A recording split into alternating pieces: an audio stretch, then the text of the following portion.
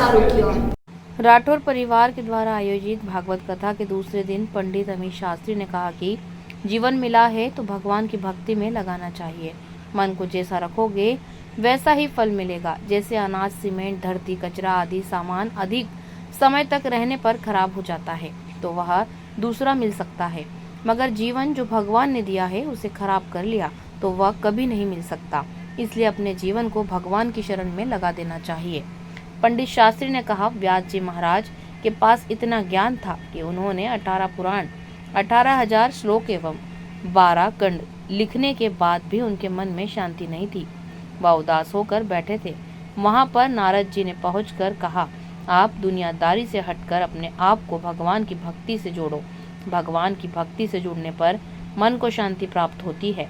नारद जी ने व्यास जी को अपने बारे में बताते हुए कहा, मैं एक दासी का पुत्र था, मगर मैंने अपने आप को ब्रह्मा की शरण में अर्पित कर दिया तो दासी पुत्र से ब्रह्मपुत्र बन गया। नारद जी बोले, मेरी माता को एक सर्प ने डस लिया और उसकी मौत हो गई। मेरे जीने का जो सहारा था वह खत्म हो गया, मगर मेरी माँ हमेशा मुझे कहती थी, साधुओं के साथ रहने से जीवन धन्य हो जाता है। उनकी बात को मानते हुए मैं सत्संग में रहने लगा तो मैं नारद से देव ऋषि नारद बन गया।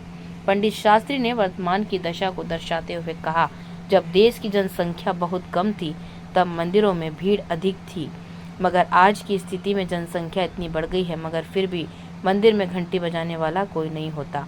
इसके कारण मंदिरों में आरती के समय मशीन लगाकर घंटी बजाई जाती है।